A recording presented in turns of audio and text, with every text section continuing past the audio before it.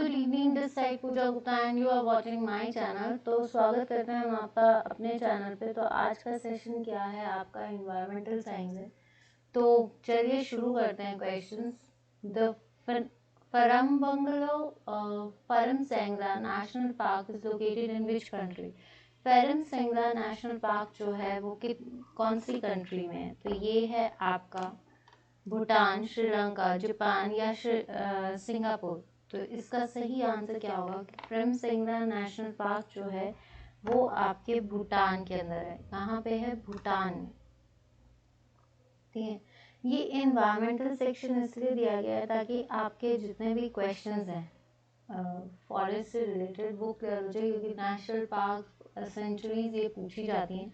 तो इसके साथ फिर हम इसको और एडवांस क्वेश्चन करेंगे। तो answer is Bhutan. Next question देखते हैं। The Satpura national park is located in which district of Madhya Pradesh? Satpura range, आपको पता है सतपुड़ा रेंज और विंध्या रेंज जो होती है वो सेंट्रल इंडिया में होती है। तो सतपुड़ा रेंज में कौन सा नेशनल पार्क नहीं है? तो सबसे पहली चीज इसकी हाईएस्ट पीक आपको पता होनी चाहिए, दैट इज कॉल्ड धूपगढ़। ठीक है, तो सतपुड़ा कहाँ पे पड़ता है? मध्य प्रदेश की पर्वत श्रृंखलाओं में पड़ता है। विंध्यास भी इस साइड पड़ते हैं।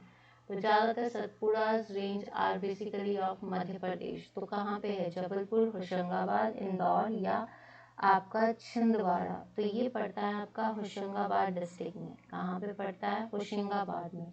ठीक है, तो जबलपुर नहीं, इंदौर नहीं, इंदौर में बहुत सारे पार्क हैं। छिंदवाड़ा में फिंच पार्क है, फिंच पार्क जिसको बोलते हैं। तो इसका मतलब आपका जो पार्क है वो कहाँ पे है? Hoshangabad. Next question, identify the non green house gas from the following. इसमें से नॉन ग्रीन गैस जो है वो पता करनी है। तो methane, nitrous oxide, sulphur hexafluoride या carbon monoxide. Green house gases कौन सी होती है?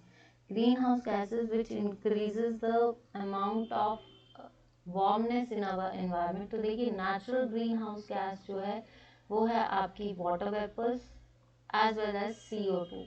तो आपकी जो आर्टिफिशियल सबसे ज़्यादा वाटर वेपर्स जो है नेचुरल ग्रीन हाउस गैसेज हैं। ठीक है, फिर कार्बन डाइऑक्साइड, बट अगर देखा जाए तो कार्बन डाइऑक्साइड है, मीथेन है, ओजोन भी है आपकी समवट, सल्फर हेक्साफ्लोराइड्स है, CFCs है, ये सारी जो है आपकी नाइट्रस ऑक्साइड है, ये सारी आपकी ग्रीन हाउस गैसेज हैं। तो इसमें जो कौन सी नहीं है वो है आपकी कार्बन मोनोऑक्साइड। आपको मैं एक चीज़ बता देती हूँ, कार्बन मोनोऑक्साइड सबसे ज़्यादा ऑटोमोबाइल से निकलता है, ट्रांसपोर्ट, अर्बन एरियाज में।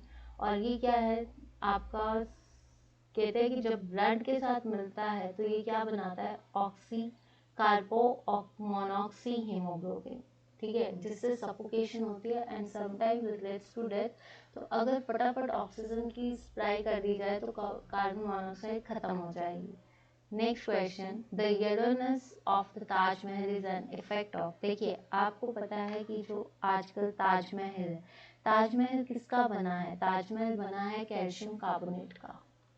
ठीक है, अब क्या हो रहा है कि कैल्शियम कार्बोनेट का है, लेकिन ये जो ताजमहल है ये है कहाँ पे? आगरा में। तो आगरा में मैक्सिमम इंडस्ट्रीज हैं जिसकी वजह से गैसेस निकलती हैं। कौन सी gases? Oxides of nitrogen and oxides of sulphur. ये जो है आपकी ये वाली गैसेस निकलती है। ये दोनों गैसेस जब एटमॉस्फेयर में यानी वाटर वेपर से मिलती हैं तो ये क्या बनाती हैं? आपकी एसिड बनाती है। जब ये एसिड अर्थ पे गिरता है तो ये in the form of acid rain गिरता है। तो ये क्या है?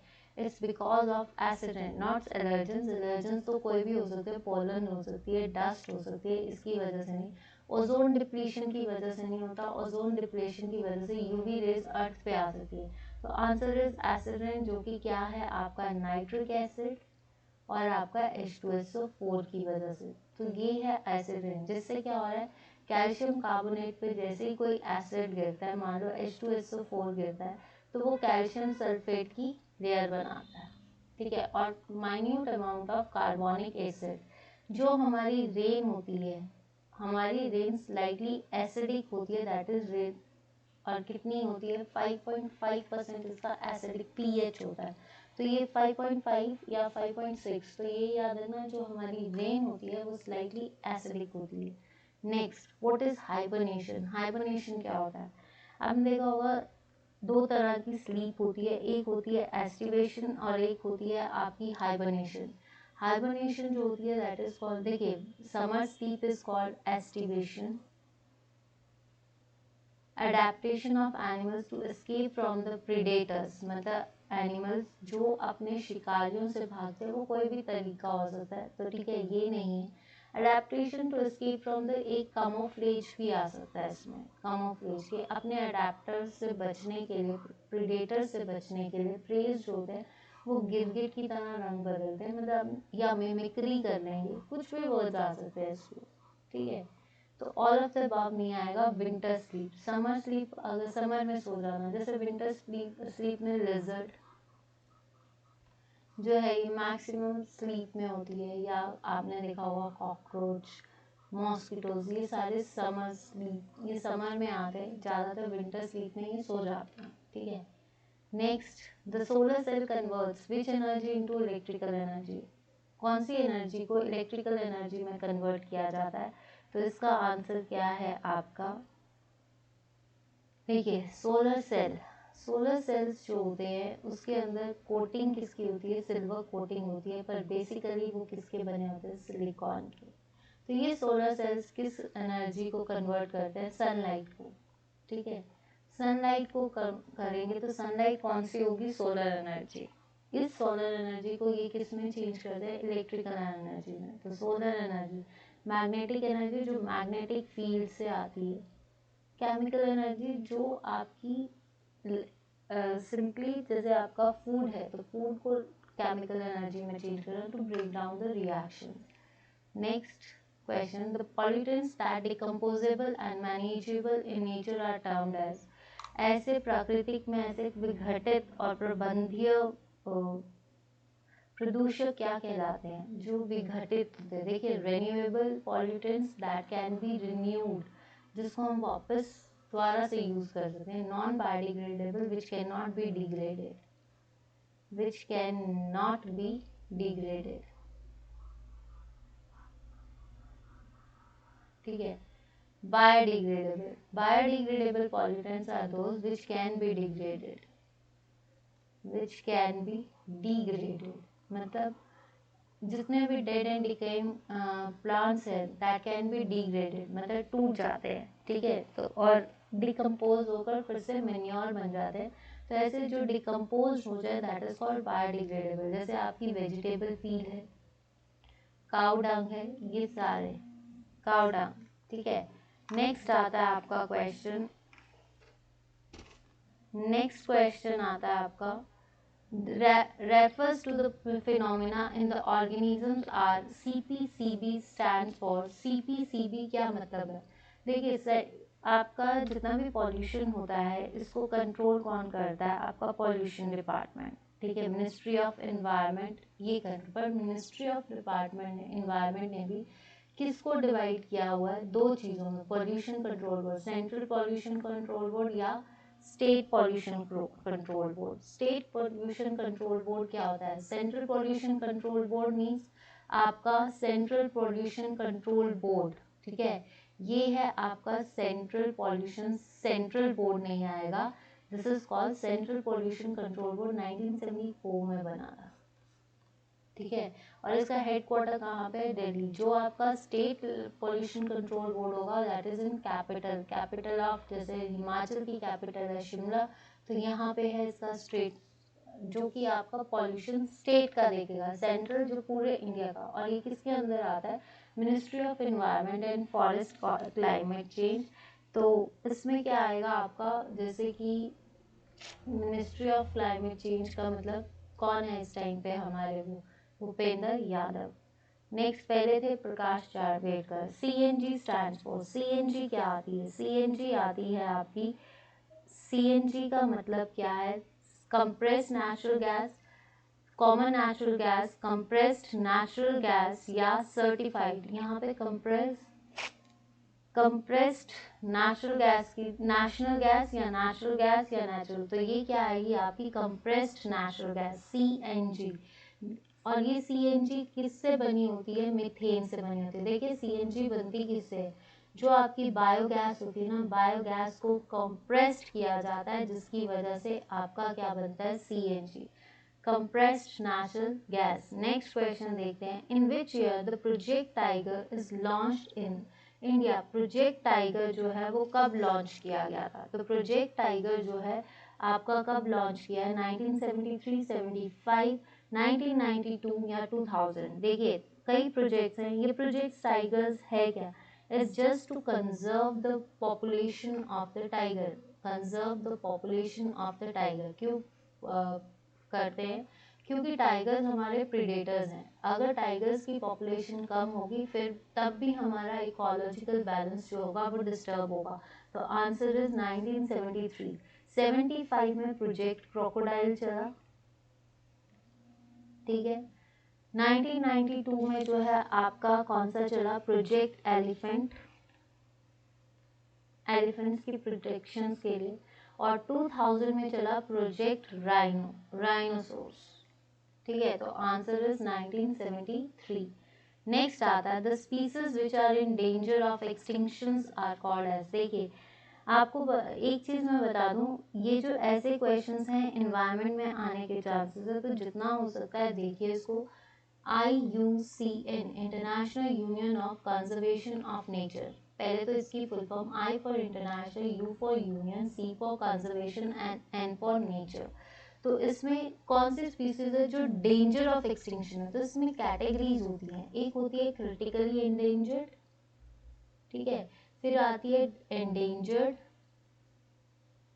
ठीक है, फिर एक तो इससे ऊपर होती है एक्सटिंक्ट, फिर क्रिटिकली एंडेंजर्ड, फिर एंडेंजर्ड, फिर उसके बाद वल्नरेबल, ठीक है, वल्नरेबल, फिर आएगी रेयर, फिर आती है थ्रेटन्ड, ठीक है, फिर आती है आपकी data deficient, critically threatened, then उसके बाद आपका data deficient, limited quantity and then data deficient, उसके मतलब उसके बारे में पता नहीं है। एक्सटिंक्ट होता है जो स्पीसीज खत्म ही हो जाए, जो जैसे कि डायनासोर, क्रिटिकली जो आ चुका है।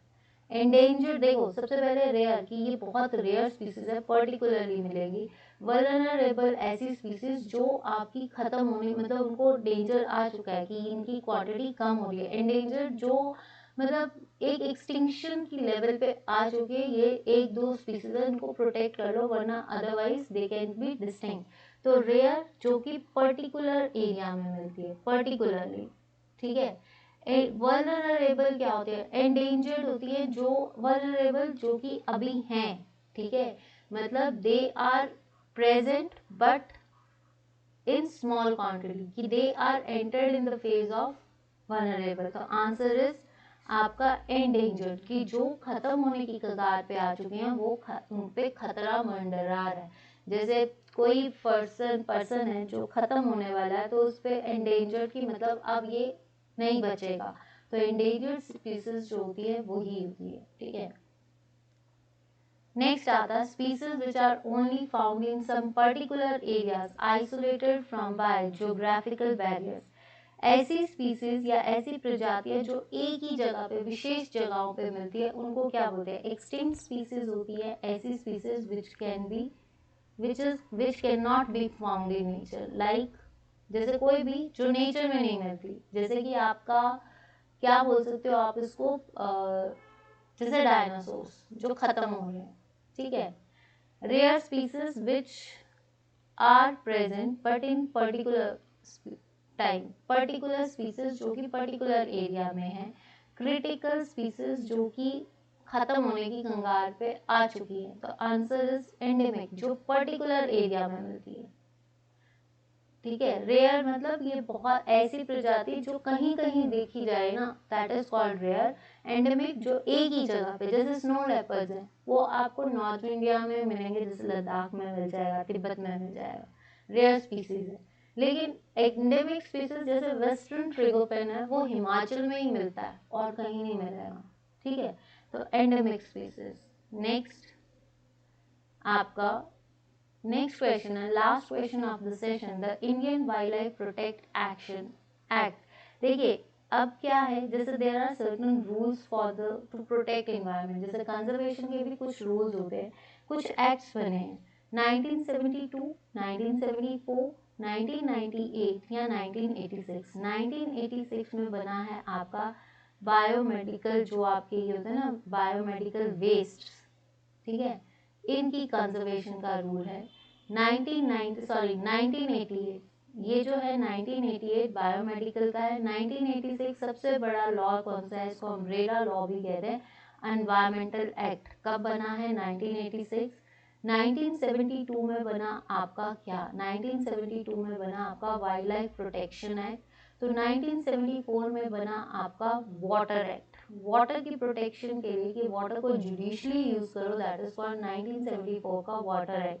तो ये नहीं है बायोमेडिकल वेस्ट, यानी आपका जितना भी सॉलिड वेस्ट मैनेजमेंट रूल्स आते हैं वो 1998, 1986 में आपका एनवायरमेंटल एक्ट, ठीक है। इसको याद रखना, ये बहुत बड़ा लॉ है, इसको अम्ब्रेला लॉ भी कहते हैं, राइट। तो ये थे आज के आपके 14 क्वेश्चंस। आई होप कि आपको अच्छे लगे, ठीक है। तो इन्वायरमेंटल के ये 14 क्वेश्चंस आपको करने हैं, और हो सकता है कि अगर आपकी बाकी क्लासेस नहीं लगती है तो because of the server down, जिसकी वजह से क्लास नहीं लग पा रही है, तो कोशिश मेरी पूरी है कि मैं उसको लगा सकूं, पर कई बार क्या होता है सर्वर डाउन होने की वजह से नहीं लग पा रही है। तो बाकी क्लासेस को हम रिज्यूम कल कर सकते हैं, बट ये क्लासेस जरूर देखिए और सेशन के साथ बने रहे। मेरी पूरी कोशिश है कि मैं वो अपलोड कर सकूं, पर अपलोडिंग में जो है मतलब सर्वर डाउन होने की वजह से अपलोड नहीं हो रही है, तो पर मैं कोशिश पूरी कर रही हूँ। तो प्लीज़ सेशन को जरूर देखिए, इंजॉय कीजिए, और ये सेशंस बहुत इंपॉर्टेंट है। और गाइस जितना हो सकता है ना शेयर कीजिए, बस इतनी सी रिक्वेस्ट कर रही हूँ। तो please like, share and subscribe. Facebook page पे Pooja Gupta page, on YouTube it's Pooja Gupta, on Telegram it's Pooja Gupta, let's learn with me. तो आज के लिए इतना ही, मिलती हूँ आपसे कल, और please like, share and subscribe.